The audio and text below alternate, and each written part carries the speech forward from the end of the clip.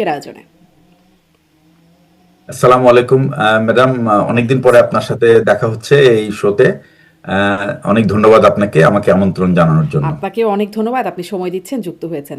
আমি যেই প্রশ্নটা আসলে মাথা শুরুতেই আসে, যার কারণে আপনার সাথে বিশেষ করে কথা বলা, যে কদিন যাবত একটা ধারাবাহিক প্রতিবেদন আমরা প্রথম আলোতে দেখলাম, যে কিভাবে করে ইসলামী ব্যাংক দখল হলো, বা ইসলামী ব্যাংকের পরে 7টি ইসলামী ব্যাংক দখল হলো, এবং সেটি ডিজিএফআইয়ের প্রত্যক্ষ ভূমিকা সেখানে ছিল। তারা হুমকি ধামকি দিল, তারা গিয়ে পরিচালনা পর্ষদের সভায় ঢুকে পড়লো, জোর করে পদত্যাগে বাধ্য করলো পদস্থ কর্মকর্তাদের, এমনকি পত্রিকাও যেন এটা ছাপাতে না পারে খবরগুলো, সেখানেও ছাপাখানা বন্ধের হুমকি দিল। সবই ডিজিএফআইয়ের প্রত্যক্ষ তত্ত্বাবধানে হলো। তৎকালীন মহাপরিচালক আকবর হোসেনের নামও আসছে এখানে। আসলে কি উদ্দেশ্য, ডিজিএফআইয়ের কি লাভ হলো এগুলো করে, বা ডিজিএফআই কেন এগুলোতে জড়িয়েছিল জানেন? প্রথম কথা হলো, বিসমিল্লাহির রহমানির রহিম। আমি আপনাকে এবং আপনার দর্শক যারা দেখবে এই শো এবং তাদেরকে শুভেচ্ছা জানিয়ে আমার বক্তব্যটা শুরু করছি। প্রথমে জানতে হবে আমাদের আসলে ডিজিএফআই এর সংগঠনটার প্রকৃত দায়িত্ব কি।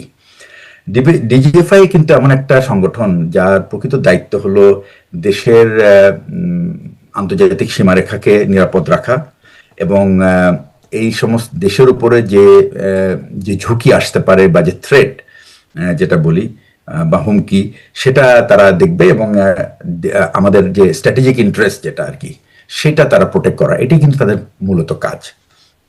এখন সেই কাজ থেকে তারা, আপনি যদি এখন তারা কি করেছে এটা যদি আপনি এখন কম্পেয়ার করেন, আমি যা বললাম এটা হলো একটা থিওরিটিক্যাল, আমি বলবো যে দায়িত্ব, এবং সব দেশেরই কিন্তু গোয়েন্দারা কিন্তু এই কাজটাই করে থাকে। তাদের প্রাথমিক দায়িত্বই তাই কিন্তু, যে আপনার দেশের বাইরে কোথা থেকে আমার হুমকি তৈরি হতে পারে, বা আমার যারা পসিবল বা সম্ভাব্য শত্রু যারা যারা দেশের ভালো চায় না, বা প্রত্যেকটা দেশে অ্যাকচুয়ালি কোনো দেশই স্থায়ী বন্ধু না, আবার কোনো দেশই কিন্তু স্থায়ী শত্রু না। কারণ এখানে ইন্টারেস্টটাই হলো স্থায়ী, এটা একটা আন্তর্জাতিক সম্পর্কের ব্যাপারে, এটাই কিন্তু একেবারে মূলমন্ত্র, এবং সারা পৃথিবীতে জুড়ে সব দেশই কিন্তু এই কাজটাই করে। কিন্তু ডিজিএফআই কে যখন প্রথম 1977 সালে প্রেসিডেন্ট জিয়াউর রহমানের আন্ডারে উনি এটাকে প্রথম সংগঠন করেন, এবং আমরা জানি যে তারপর থেকে যে সামরিক শাসকরা এসেছে, আমি বলবো যে প্রেসিডেন্ট জিয়াউর রহমান একটা বিরূপ পরিস্থিতি বা বিপ্লবের মধ্যে দিয়ে উনি দেশের রাষ্ট্র ক্ষমতায় আসেন, এবং তারপরে উনার দল গঠন, এরপরে এরশাদ সাহেব। তো এই সমস্ত জায়গায় ডিজিএফআই এর কিছু কিছু ভূমিকা ছিল, কিন্তু তা কখনোই কিন্তু রাষ্ট্রের জনগণ বা রাষ্ট্রের কোনো প্রতিষ্ঠানের প্রতি এত হুমকি ছিল না, যতটা আমরা গত শেখ হাসিনা সরকারের সময় আমরা ডিজিএফআই কে যেভাবে ব্যবহৃত হতে দেখেছি। তো এই ব্যাপারটা যে এর থেকে বোঝা যায় যে ডিজিএফআই এর যে পরিবর্তনটা ওভার দি পিরিয়ড, মানে 77 সাল থেকে নিয়ে 2009 পর্যন্ত, এই যে পরিবর্তন, আমি কিন্তু এটাকে 9 বলবো না, আমি বলবো যে এই পরিবর্তনটা কিন্তু শুরু হয়েছে কিন্তু 1/11 থেকে। আজকে যদি আপনি কিছুদিন আগের ঘটনাগুলি দেখেন, আমরা আপনি একটু আসি, 1/11-তে। আমরা একটু একে একে আসি, কারণ এই খুবই গুরুত্বপূর্ণ জি। তথ্য আপনি দিয়ে যাচ্ছেন, মানে ধারাবাহিকভাবে। আমার অনেকগুলো প্রশ্ন আছে, তো মাঝখানে করলে আবার একটু ধারাবাহিকতা না না, বিচ্ছেদ ঠিক হয়ে আছে, যাবে। আপনি ফলে চলে যান, আপনি একটু অসুবিধা নেই। এটা বলবেন কি, যে ডিজিএফআই এই ধরনের কাজে কেন, মানে তাদের ইন্টারেস্টটা কি ছিল, কেন তারা কর্মকর্তারা যুক্ত হয়ে গেল, একদম মহাপরিচালক থেকে বিভিন্ন পর্যায়ের কর্মকর্তারা, এরকম গুন্ডামি যদি বলি আসলে, এটার হুমকি এটার আমি ধামকি যদি দখল। সোজা সাপটা বলি, প্রথম কথা হলে দেখেন, একটা সংগঠন কিন্তু এটা একটা এটা একটা জড় পদার্থ, সংগঠনের মানুষগুলো হলো জীবন্ত। সুতরাং ওই সংগঠনটা কিন্তু সেই সুনাম বা দুর্নাম বহন করে সেই সংগঠনের মানুষরা কি আচরণ সেখানে করতে থাকে, তাদের ব্যবহার, তাদের যাদের যে কর্তব্য, তাদের যে লিখিত যে চার্টার অফ ডিউটি, সেটার বাইরে গিয়ে বা সেটার ভেতরে থেকে তারা কতটুকু কাজ করতে, এক। দুই নম্বর হচ্ছে দেশের আইন কানুনের প্রতি তারা কতটুকু শ্রদ্ধাশীল। আর তিন নম্বর হচ্ছে সেটা যে তাদের সেই মূল দায়িত্বগুলি, যে দেশের আপনার সীমারেখাকে প্রোটেক্ট করা। দুই নম্বর হচ্ছে যে দেশের যারা শত্রু, সেখান থেকে কোথা থেকে আমার সে হুমকি তৈরি হতে পারে তা, এবং দেশের স্ট্র্যাটেজিক ইন্টারেস্টটাকে বল। এই তিনটা কথা যদি মাথায় রাখে, তাহলে আপনি দেখবেন যে ডিজিএফআই যে আপনি প্রতিবেদনগুলি গত দুই দুই সপ্তাহ বা সপ্তাহখানেক ধরে দেখছি, এটা কিন্তু আমি নিজেও একজন, প্রথম কথা হলো একজন অবসরপ্রাপ্ত সামরিক কর্মকর্তা হিসেবে এবং একজন দেশের নাগরিক হিসেবে এটা আমার কাছে খুবই বিব্রতকর ছিল, এবং আমি নিজেকে ডিফেন্ড করতে পারছিলাম যে আমার আমার ব্রাদার অফিসাররা এরকম একটা সংগঠন দেখেন, তারা কিন্তু কিন্তু কেউ এই যে নাই এখন। ব্রাদার অফিসাররা যে জড়িয়ে গেল সেই সময়, তখন কি আপনার এই বিষয়গুলো জানতেন না যেগুলো হচ্ছে? কারণ তখনও কিন্তু টুকটাক একটু ক্লু ছিল, পত্রিকায় আসতে হ্যাঁ, শুরু করেছিল। হ্যাঁ, জি। এখানে তখনও আমরা জানি, কিন্তু তখন কিন্তু কাউ বাংলাদেশের পরিস্থিতিটা তখন এমন ছিল যে তখন কোনো ব্যক্তি একমাত্র সরকারের যদি তার উপর ছায়া না থাকে তাহলে সে তার নিরাপদ ছিল না। এবং এটা কিন্তু আমরা প্রথম দেখেছি যে আমাদের সেনাবাহিনীর বা সশস্ত্র বাহিনীর সদস্যরা তাদের নিজের বাহিনীর সদস্য দ্বারা নিগৃহীত হয়েছে শুধুমাত্র সত্য কথা বলার জন্য। তো এই যে ব্যাপারটা, এটা কিন্তু একটা বিরাট পরিবর্তন আমাদের পুরো সংগঠনের। তো সুতরাং আমি বলবো যে এই পরিবর্তনটা, এই যে আমি আপনাকে আগেই বলেছিলাম যে এই পরিবর্তনটা শুরু হয়েছিল কিন্তু ১/১১ থেকে। এখন প্রশ্ন আসতে পারে আপনার যে এটা কেন হলো, আপনি বলছেন যে কেন এই কাজগুলি করলো। এখানে দুটো জিনিস, একটা হলো খুব ব্যক্তিগত লোভ, আর ২ নম্বর হচ্ছে আপনার খুব শর্টকাটে উপরে উঠে যাওয়ার চিন্তা ভাবনা। দুটো স্বার্থ কি তাদের উদ্ধার হয়েছিল? অনেকের হয়েছে, সবার হয় নাই, অনেকেরই হয়েছে। এই যে ধরেন, আমি যদি এই দুইজন ডিজিএফআই মহাপরিচালকের নাম আসলো, এক হচ্ছে আকবর হোসেন আর একজন সাইফুল আবেদিন, তিনিও মানে এসআইবিএল ব্যাংক দখলের সময় কিভাবে গেছেন, কিভাবে হুমকি ধামকি দিয়েছেন সে খবর আসছে। এবং শুধু তাই না, সাবেক প্রধান বিচারপতি তিনিও তার বইতে বলছেন যে এই সাইফুল আবেদিনই তাকে হুমকি ধামকি দিয়েছেন পদত্যাগের জন্য, দেশ ছাড়ার জন্য ইত্যাদি। তো এই যে হুমকি ধামকি দেওয়ার কাজগুলো এই দুজন, মানে আরো হয়তো অনেকের নাম আছে, কিন্তু এনাদের নামে আমি দেখছিলাম এই ঘটনাগুলোর মধ্যে আছে। আচ্ছা, এখানে এনারা একটু কেমন পিছনে অফিসার যেতে ছিলেন, হবে। আপনার ও, ব্রাদার অফিসাররা? প্রথম কথা হলো সাইফুল আবেদিন ছিলেন তার কোর্সের সোর্ড অফ অনার, এবং সাইফুল আবেদিনকে আমি কিন্তু ছাত্র হিসেবে পেয়েছি আচ্ছা। তার সামরিক জীবনে প্রথম দিকে। মানে ক্যাপ্টেন অবস্থায় আমি তার প্রশিক্ষক ছিলাম, এবং তখন সে কিন্তু অত্যন্ত প্রমিজিং অফিসার, খুবই আমি বলি চৌকস অফিসার ছিল, পেশাগতভাবে অত্যন্ত দক্ষ, বুদ্ধিমান। তার বেড়ে ওঠা ছাত্র জীবন থেকে নিয়ে শুরু করে সোর্ড অফ অনার পাওয়া এবং ইউনিট লাইফ, প্রত্যেকটা পোস্ট কমিশনিং প্রশিক্ষণ, কোনো নিঃসন্দেহে দেওয়ার ওয়ান অফ দি বেস্ট। একইভাবে আকবর হোসেনও কিন্তু তাই ছিল, সেও প্রথম সোর্ড অফ অনার না হলেও সে প্রথম দিকের অফিসার এবং খুবই পেশাগতভাবে অত্যন্ত দক্ষ অফিসার। আচ্ছা, এখন প্রশ্নটা হচ্ছে যে তারা কেন এরকম করলো। এই জন্য আমি বারবার বলি যে ১/১১ ঘটনায় চলে যেতে হয় আমাকে। আচ্ছা। আর ১/১১ ব্যাপারে দেখেন, আপনি দেখবেন এখন দুজন সিনিয়র অফিসার এখন তারা রিমান্ডে আছে এবং আদালতের তত্ত্বাবধানে আছে। একটা হচ্ছে, একজন হচ্ছেন লেফটেন্যান্ট জেনারেল মামুন খালেদ, আরেকজন হচ্ছেন লেফটেন্যান্ট জেনারেল মাসুদউদ্দিন চৌধুরী। এই দুজন কিন্তু ১/১১ যে এই যে সামরিক বাহিনীর আপনার বা জেনারেল মঈনের সমর্থনে যে তত্ত্বাবধায়ক সরকার এসেছিল, এটা ছিল একটা, আমি বলবো যে extra constitutional act by the military officer. এটা কোনোভাবেই সাংবিধানের সাথে, সাংবিধানিকভাবে এটা তারা করতে পারে না। সুতরাং এই কাজটা যখন তারা করেছে, যখন যখন আপনি একটা ভুল করেন, ওই ভুলটাকে কাভার করার জন্য কিন্তু আরো অনেক সিরিজ অফ মিস্টেক করতে থাকেন। তা আমি বলবো যে ধরেন সেই এই যে সিরিজ অফ অন্তর্বর্তী মিস্টেক, সরকার গঠন হলো, সেটাও তো এক্সট্রা কনস্টিটিউশনালি ছিল। এটা এটা একটা বিপ্লবের পরে হয়েছে, কিন্তু ওটা কিন্তু বিপ্লব ছিল তখনও না। তো একটা বাস্তবতা ছিল। তখনও ধরেন যেভাবে করে না, একতরফা বাস্তবতা ছিল, নির্বাচনের কিন্তু এটা জন্য কিন্তু জোর করে বিপ্লবের প্রেসিডেন্ট পরিস্থিতি ছিল ইয়াজউদ্দিন না। আহমেদ যাচ্ছিলেন, তখনও তো একটা পরিস্থিতি অ্যারাইজ করেছিল, তখনও তো একটা ডক্ট্রিন অফ নেসেসিটি ছিল, কিছু তো একটা করতে হতো। না, ওই নেসেসিটিটা তারা যেটা যতটুকু না নেসেসিটি ছিল, তার থেকে বেশি তারা necessity was was I mean cooked, আমি বলবো এটা রান্না করা হয়েছিল এবং তৈরি। কিন্তু এই ঘটনা, আজকের যে ঘটনা, এটা কিন্তু কোনো সামরিক কর্তৃপক্ষ কিন্তু বা ওই ইন্টারিম গভর্নমেন্ট কিন্তু রান্না করে নাই।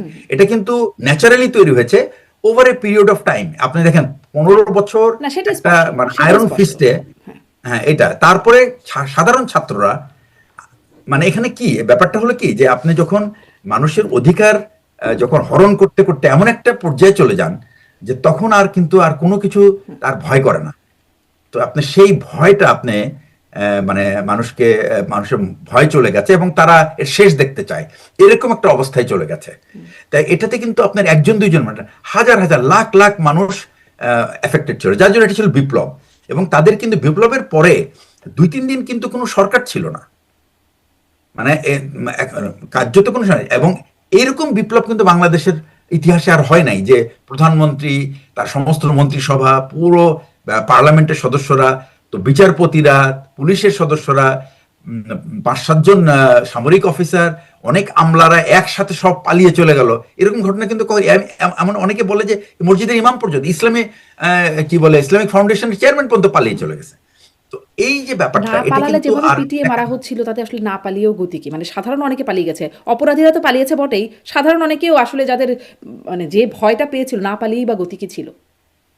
না, এই 24শে জুলাই কিন্তু আমি মনে করি যে কিছু, কারণ তাদের অপকর্মের বোঝাটা এত বড় ছিল যে তখন আর কিন্তু 1-11 ব্যাপারটা কিন্তু এরকম ছিল না। জি 1-11 ব্যাপারটা কিন্তু নিশ্চয়ই। ছিল শুধুমাত্র একটা দুটো দলের মধ্যে মারামারি, এবং সেইটাকে পুঁজি করে মইনুল আহমেদ কিন্তু এই কাজ করলে, এবং এখানে আরো বিভিন্ন রকম আন্তর্জাতিক মহল জড়িত ছিল, এটা আমরা দেখেছি।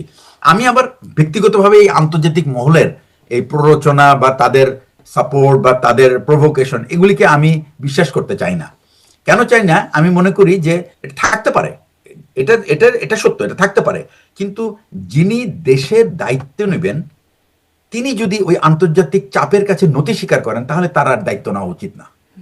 সুতরাং আমি বলবো যে যদি ওটা ওটা যদি সবচেয়ে বড় ভুল ছিল, এবং তখন কিন্তু মিলিটারির একটা বড় অংশ, অধিকাংশ আমি বলবো, তারা কিন্তু বিশেষ করে যারা দায়িত্বশীল পদে ছিলেন, তাদের অনেককেই কিন্তু জেনারেল মঈনকে এটার ব্যাপারে কিন্তু তাকে কিন্তু সতর্ক করেছিল যে এই এই এই যে কনস্টিটিউশনের বাইরে যে আমরা একটা কাজে যাচ্ছি, এইটার দায়ভার কে নেবে?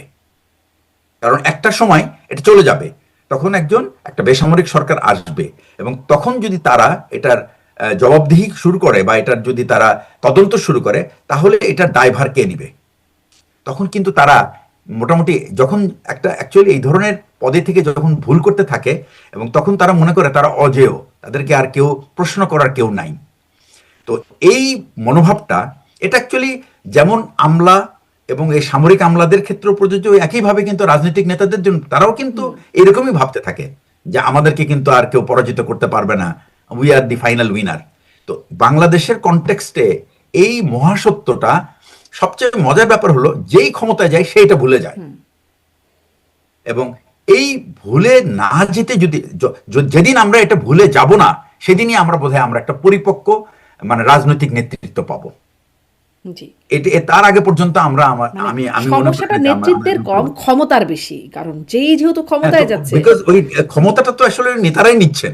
নেতারা যখন ক্ষমতাটা পেয়ে যায়, তখন মনে করেন যে এটা তো আমি আর এটা বাঘের পিঠে চড়ে বসলাম, আচ্ছা সুতরাং ব্যাগের পিঠে নামলে আর আমার তো অবস্থা খারাপ। তো সেই তো 1-11 এই থেকে শুরু আমি হলো বলছিলেন, হ্যাঁ। হ্যাঁ, 1-11-তে শুরু হয়েছে। কিভাবে শুরু হয়েছে দেখেন আপনি, সেখানে প্রথমে করা হলো কি, রাজনৈতিক নেতৃবৃন্দকে সব দুই দলেরই তাদেরকে ভিলিফাই করানো হলো, মানে তাদেরকে ভিলেন বানানো হলো। হ্যাঁ, তাদের অনেক দোষ ত্রুটি আছে, কোনো সন্দেহ নাই, দোষ থাকতে পারে। যদি দোষ ত্রুটি থাকেই, তাহলে তো দেশের আইন কানুন আছে, এবং আইন কানুন আছে। এটা আবার বলতে পারেন আপনি যে এই আইনের ফাঁক দিয়ে তো অনেকেই বের হয়ে চলে যাবে। হ্যাঁ, সেটাও আছে। তো তার মানে কি, এই আইন কানুন যারা তৈরি করেন সেটা কিন্তু আমাদের রাজনীতিবিদরাই, তারা সংসদে বসে আইন তৈরি করেন। ওনারা যদি এই আইনটাই ঠিক করে তৈরি করেন, যে আমি আইনটা এমনভাবে তৈরি করব যে আমি জনগণকে রক্ষা করব, সেই সাথে আমি নিজেকেও রক্ষা করব। কিভাবে? আমি আইনটা এমনভাবে তৈরি করি যেন সেই আইন দিয়ে, যেন সেই আইনের কারণে যেন আমি আমার বাউন্ডারির বাইরে যেন না চলে যাই, আমি যেন রেড লাইন ক্রস না করি। আইন কিন্তু আমরা দুই দিককেই, দুজনকেই কিন্তু রক্ষা করে, জনগণের অধিকার রক্ষা করে, রাজনীতিবিদদেরও কিন্তু প্রোটেক্ট করে। কিন্তু দুঃখজনক হলো, রাজনীতিবিদরা যখন এই আইন প্রণয়ন করেন, তখন কিন্তু তারা নিজের আইনটা করে এমনভাবে যেন শুধুমাত্র নিজেকে ক্ষমতাবান তৈরি করার জন্য যে আইন, সেটাই তারা তৈরি করেন। এবং এইটা কিন্তু আমরা কিন্তু এই ব্যাপারটা কিন্তু আমরা লক্ষ্য করেছি বেশ আমি বলবো গত প্রথম অধিবেশনে কিন্তু আমরা এগুলি লক্ষ্য করেছি। তো এগুলি আর নতুন করে বলার কিছু নাই। তবে এই সরকারের কাছে এখন পর্যন্ত যা দেখা গেছে, তাদের ভিতরে এক ধরনের কিন্তু রিয়েলাইজেশন আছে যে তারা নিজেদের একটা সেলফ চেক তারা নিজেরাই দিচ্ছেন নিজেদের উপরে।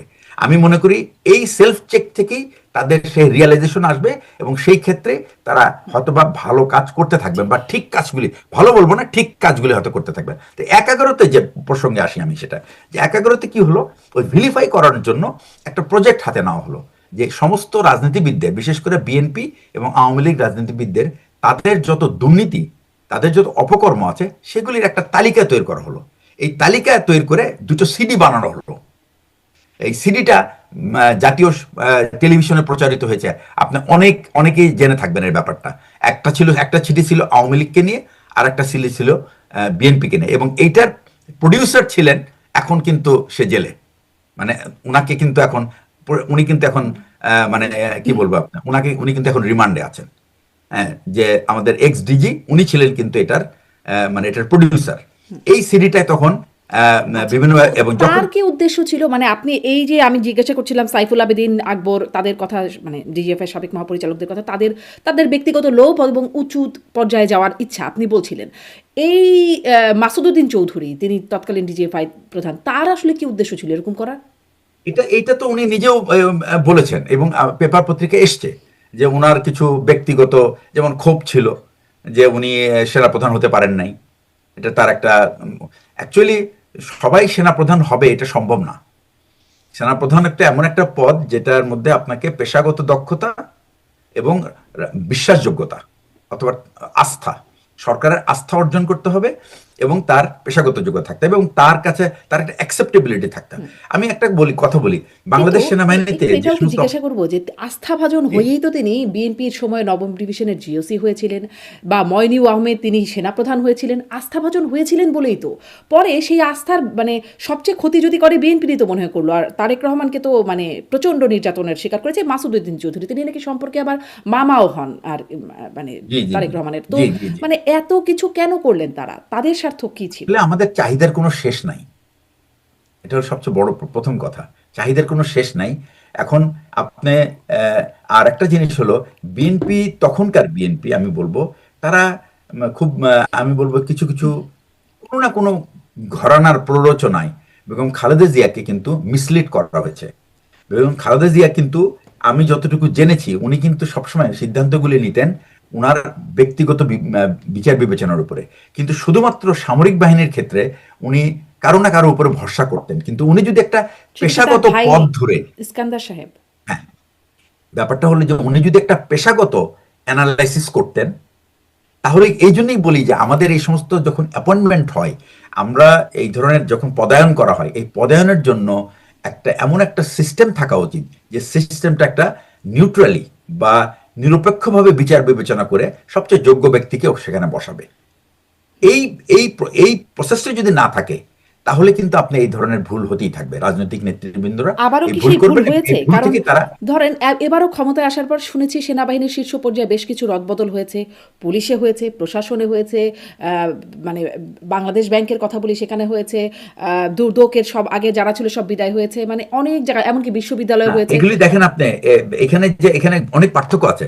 দুদকের যারা গেছে তারা কিন্তু স্বেচ্ছায় পদত্যাগ করেছে, মানবাধিকার কমিশন থেকে যারা গেছে তারা কিন্তু স্বেচ্ছায় পদত্যাগ করেছে। এই যে ইসলামী ব্যাংকের কথা যাদের কথা বলছি তারাও সবাই স্বেচ্ছায় কিন্তু পদত্যাগ করেছিল, তখন পারিবারিক কাজ ছিল তাদের, ইত্যাদি ইত্যাদি কথা বলে তারা পদত্যাগ করেছে। কেউ বলে নাই ডিজিএফআই আমাকে চাপ দিয়েছিল ফলে আমি পদত্যাগ করেছি। এখন বলছে না, ওটা বলবে না, এখন বলছে তো, রিপোর্টে তো এখন আসছে, সবাই তো বলতেছে, তখন বলতে পারে না, তখন তো গলায় দড়ি ছিল। এখনো যে তারা ঠিক বলতে পারছে না, তাদের গলায় যে দড়ি নাই তার গ্যারান্টি কি? রাষ্ট্রপতিও বললেন তাকে নাকি, তিনিও তখন বলতে পারেন না, এখন এসে অনেক কথা বলে দিচ্ছেন। মানে দড়ি তো সবারই গলায় কখনো না কখনো থাকে, কার গলা সেটা এখন দেখেন আপনি, এখন আমি বলি আপনাকে, মানবাধিকার কমিশন তারা যখন একযোগে পদত্যাগ করলো, তারা কিন্তু সংবাদ সম্মেলন করেছে এবং তারা ব্যাখ্যা করেছে কেন তারা পদত্যাগ করেছে। ঠিক একইভাবে দুদক যখন পদত্যাগ করেছে, তারা বলেছে যে আমরা কারো চাপে না, ওরা আসলে কারো চাপে, তারা বলেছে নতুন সরকার এসছে, এবং তারা অন্যান্য জায়গায় যে যেমন বাংলাদেশ ব্যাংকের গভর্নর যেভাবে বিদায় হয়েছে সেটা তাদের কাছে খুবই অপমানজনক মনে হয়েছে, এবং তারা মনে করছিল যে যদি তারা ইচ্ছা করে পদটা ধরে রাখে তাহলে হয়তোবা তাদেরকে এই ধরনের অপমানিত হতে পারে। এই জন্য তারা আগের থেকেই বলেছে যে নতুন সরকার এসছে, এখন তারা তাদের প্রধানমন্ত্রীর সচিবালয়ের তার এটা এই দুদকটা তার অধীনে কাজ করে, সুতরাং তার ইচ্ছায় এই দুদক গঠন করা হবে। সুতরাং আমরা এখান থেকে সরে গেলে আমার মনে হয় সরকারের জন্য ভালো, তারা তাদের পছন্দ মতো বা তাদের মতো যোগ্য, তাদের মতে যারা যোগ্য তাদেরকে তারা নিয়োগ দিতে পারে। এই পটভূমিকা কিন্তু গেছে, তারা কিন্তু বলে নাই যে, কিন্তু আগে যারা গেছে তারা কিন্তু এটাও বলতে পারে নাই যে তারা কেন যারা যাচ্ছে, তাদেরকে আগে সাইন করে নেওয়া হয়েছে যে এবং আপনি দেখেন ডক্টর মোমেন, কিন্তু ওনাকে তখনও যখন কিন্তু বলা আমরা হয়েছে স্যার এরকমই আপনি চলে জানতাম, যাচ্ছেন কেন? তখন কিন্তু পত্রিকায় এরকমই আসতো। এখন যেমন ইনাদের ক্ষেত্রে যে কথাগুলো আসছে যে না, তারা ইনারা আসলে, ইনারা তো লাইভ ইন্টারভিউ দিয়েছে, হ্যাঁ, তো ইনারা তারাও এটার সাথে সংবাদ আমার মনে মাধ্যমে হয় বলেছে, মিলানোটা ঠিক হবে না। তারাও কিন্তু সংবাদ না মাধ্যমে ওইটা বলেছে পারিবারিক কাজের চাপে আমি সময় দিতে পারছি না ব্যাংকে, এই কারণে আমি পদত্যাগ করছি ইত্যাদি। তখন আসেনি এই কথাগুলো? তখন কিন্তু এরকমই এসেছে। আহ, আসলে তখন তাদেরকে বলা হয়েছিল কি বলবেন, এর বাইরে কিছু বলতে পারবেন না, আমরা আসলে এটাই ছিল সবকিছু ইয়ে। পরে গিয়ে জানি যে কি হয়েছিল। হ্যাঁ, এখন এটাই হলো আমাদের এই কালচার থেকে বেরোতে পারছি না আমরা, এটা একটা দুঃখজনক ব্যাপার। তো ১/১১ যেটা আমি আবার আসি ওই জি। পয়েন্টটায়, সেটা হলো ওই যে সেই সিডিগুলি তৈরি করা হলো এবং রাজনৈতিক নেতৃবৃন্দকে দেশের মানুষের কাছে একটা মানে পচে যাওয়া এক দল মানুষকে হিসেবে তুলে ধরা হলো। প্রশ্ন হচ্ছে আমাদের তো আমরা কোনো নতুন নেতৃত্ব তৈরি করি নাই, কখনোই করি নাই, এবং কোনো রাজনৈতিক দলই নতুন নেতৃত্ব তৈরি হইতে দেয় না। কারণ তারা মনে করে তাদের নেতৃত্ব তৈরি হলে তারা তাদের অবস্থান মানে খুব মানে অস্থায়ী হয়ে যাবে,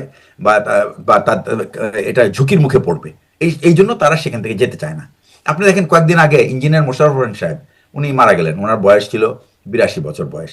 উনি কিন্তু ওনার শেষ দিন পর্যন্ত উনি মেম্বার অফ পার্লামেন্ট ছিল। আপনি সারা বিশ্বের দিকে তাকান, আপনি দেখেন নেতৃত্বে কারা আছে, রাজনৈতিক নেতৃত্বে সেখানে কিন্তু একটা প্রসেস আছে যার মাধ্যমে আপনি নেতৃত্বে উঠে আসেন। সেই প্রসেসটার কিন্তু দুইটি জিনিস আমি সবসময় বলি, নেতৃত্বের দুইটা গুণ একেবারে মাস্ট। একটা হচ্ছে ইন্টিগ্রিটি, আর ২ নম্বর হচ্ছে কারেজ। কারেজ কোত্থেকে আসে? Courage comes from integrity and courage comes from knowledge. তো এইগুলি যদি আপনি এই এটাকে অনেকেই মনে আমাদের করে এটা দেশে একটা কারেজ তাত্ত্বিক কামস ব্যাপার। From DGFI. No, courage comes from how much you have, আপনি কত পাওয়ার আছে, কতটা লাঠিয়াল আছে আপনার কাছে, কয়টা লাঠিয়ালের পিস্তল আপনার ভূমিকা তো কোমরে দেখা যায় থাকে সেটার ডিজিএফআই কে। উপরে। এটা তো ডিজিএফআই একটা ইনস্ট্রুমেন্ট, এবং যেটা এই ধরনের ফিল্ড লেভেলের কারেজ দেখানোর মানে কাজ করে নাই। ডিজিএফআই যে কাজটা করেছে সেটা হলো সরকার, ডিজিএফআই এর মেইন কারণটা হলো ডিজিএফআই এর অ্যাকচুয়ালি রিপোর্টিং বস কে, সে কাকে রিপোর্ট করবে। ডিজিএফআই মানে কিন্তু director general of forces intelligence. এটা কিন্তু প্রেসিডেন্ট জিয়াউর রহমান তৈরি করেছিলেন যে সামরিক ইন্টেলিজেন্সের পয়েন্ট অফ ভিউ থেকে, এবং তাদের তাদের কাজই হবে রাষ্ট্রের বিরুদ্ধে সামরিক হুমকি কোথা থেকে আসতে পারে সেটার উপরে তারা নজর দিবে, এবং ভেতর থেকে কি কি মানে কি কি ধরনের সাবভার্সিভ বা এমন কোনো ঘটনা ঘটছে কিনা যেটা রাষ্ট্রের প্রতিরক্ষাকে দুর্বল করে ফেলবে, এই এই দিকেই প্রশ্নের কিন্তু উত্তর তাদের একটু নজর দিবেন, দেওয়ার কথা ছিল। এই কাজটা কি ডিজিএফআই আদৌ করে? মানে আপনি শুরুতেই বলছিলেন দেশের বাইরে কোথাও থেকে হুমকি, এটা দ্বিতীয়বারের মতো বললেন, বা সম্ভাব্য শত্রু কারা সেটি তাদের বিবেচনায় নিয়ে এই কাজটি কি, যেটি আসলে তাদের কাজ, এটি কি ডিজিএফআই করে কখনো বা করে? আপনি যদি ডিজিএফআই এর গত ১৫ বছরের ইতিহাস দেখেন, তাহলে হয়তো বা এটা আপনি এটার ব্যাপারে আপনার মতামত খুব পরিষ্কার হবে। কিন্তু তার আগের দিকে যদি আমি বলি, তাহলে আমি বলবো যে তারা ঠিক অতটা মানে আমি বলবো যে তারা পথচ্যুত ছিল না। হ্যাঁ, তারা কিছু কিছু জায়গায় পথচ্যুত ছিল, যেমন জেনারেল এরশাদ ব্যবহার করেছেন ওনার রাজনৈতিক দল গঠনের ব্যাপারে, বিভিন্ন রাজনৈতিক নেতৃবৃন্দের সাথে যোগাযোগের ব্যাপারে। এটা প্রথম কথা হলো যে এই কাজটা কিন্তু ঠিক না। আমাদের ডিজিএফআই এর যারা অ্যাকচুয়ালি কাজ করে তারা কখনো কিন্তু বুক ফুলিয়ে বা বুক উঁচিয়ে বলতে পারে না যে এটা আমাদের দায়িত্বের মধ্যে পড়ে না, সুতরাং এই কাজটা আমাদের করা ঠিক হবে না। এইটুকু বললেও কিন্তু তার অবস্থান নড়বড়ে হয় এত না। মেধাবী এই অফিসার, যেমন ধরনের আপনি সাইফুল ব্যক্তিত্বের আবেদিনের অভাব কথা ছিল। বলছিলেন, সোর্ড অফ অনার, বা খুবই ব্রিলিয়ান্ট অফিসার আকবর হোসেনের কথা বলছেন, তারা খুব এত ব্রিলিয়ান্ট মানুষজন মানে বুক ফুলিয়ে এটুকু বলতে পারে না, বরং এই কাজে সম্পৃক্ত হয়। অ্যাকচুয়ালি বুক ফুলিয়ে বলার জন্য কিন্তু ব্রিলিয়েন্সির দরকার হয় না। ওই তো আমি বললাম যে আপনার থেকে ইন্টিগ্রিটি জানতে হবে, এবং আপনার যদি আপনার মানে আপনার কি কনস্টিটিউশনাল ডিউটিটা কি। প্রথম কথা হলো যে ডিজিএফআই ইজ অ্যান ইনস্টিটিউশন, এটা কিন্তু রাষ্ট্রের প্রতিষ্ঠান, এটা কোনো ব্যক্তির প্রতিষ্ঠান না। যখন এই প্রতিষ্ঠানটার যারা নেতৃত্ব দেয় তারা যখন নিজেদেরকে ব্যক্তির সার্ভিস মানে সার্ভিসের জন্য দেওয়া হয়েছে এটা যখন তারা ভাবতে থাকেন, তখন কিন্তু এই বিপদটা দাঁড়িয়ে যায়। বর্তমানের যে চেঞ্জটা, এই যে ৫ই আগস্টের পরে যে চেঞ্জটা, এইখানে বেশ পরিবর্তন হয়েছে। এবং আমি জানি যে বর্তমানে যে নেতৃত্বে যারা আসছেন এই পরিবর্তনের পরে, তাদের ভিতরে এই ধরনের রিয়েলাইজেশন আমি আমার ব্যক্তিগত ধারণা থেকে আমি জানি, যাদেরকে ব্যক্তিগতভাবে চিনি, তাদের যে মান, সেই মান এবং তাদের যে রিয়েলাইজেশন, এই দুটোকে যদি আমি এক জায়গায় করি, তাহলে আমরা হয়তোবা একটা বেটার ফিউচার এটা আমরা কি দেখতে আপনি যাচ্ছি। 5ই আগস্টের পর বলছেন নাকি 17ই ফেব্রুয়ারির পর, মানে গত নির্বাচনের পর? আমি আমি 5ই আগস্টের পরেও বলবো কিছুটা পরিবর্তন এসেছে, আর 17ই ফেব্রুয়ারির পরে গুণগত পরিবর্তনের পথে, এইটুকু বলবো।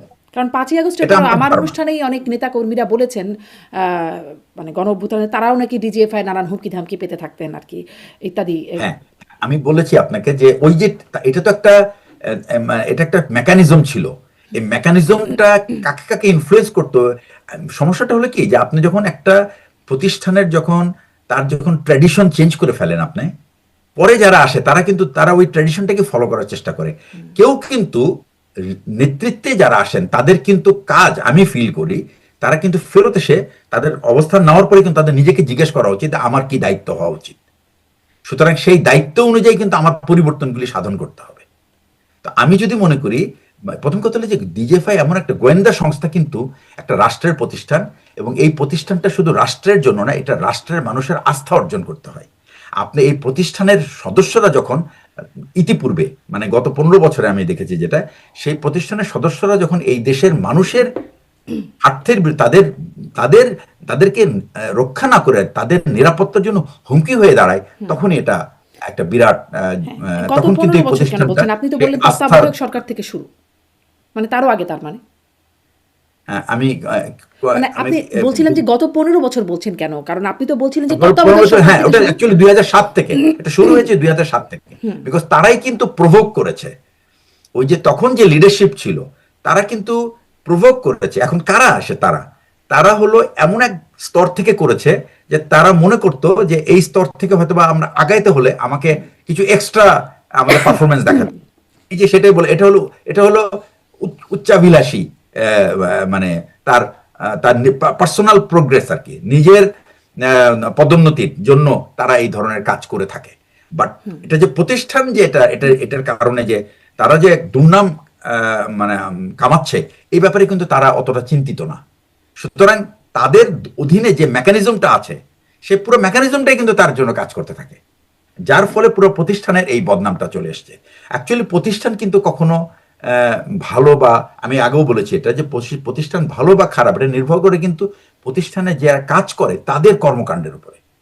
সুতরাং আমরা প্রতিষ্ঠানকে এখন আমরা প্রায় মানে দেখি, মানে যেমন এখানেই আমার প্রশ্ন, শেখ হাসিনার সময় যারা কাজ করলো বা আওয়ামী লীগ সরকারের সময় যারা, তারা তাদের মানে তাদের সেই জায়গাটা প্রশ্নবিদ্ধ। কারণ তারা আসলে প্রতিষ্ঠানে যুক্ত হয়ে যেই কথাগুলো এখন উঠে আসে আকবর হোসেন, সাইফুল আবেদিন সাহেবদের সম্পর্কে, তাতে বোঝা যাচ্ছে তাদের অবস্থান প্রশ্নবিদ্ধ। তার আগে আপনি বলছেন 11-11 সময়, হ্যাঁ, মাসুদউদ্দিন চৌধুরী বা মামুন খালেদ বা ময়নু আহমেদ, তাদের ব্যাপারটা তারাও প্রশ্নবিদ্ধ।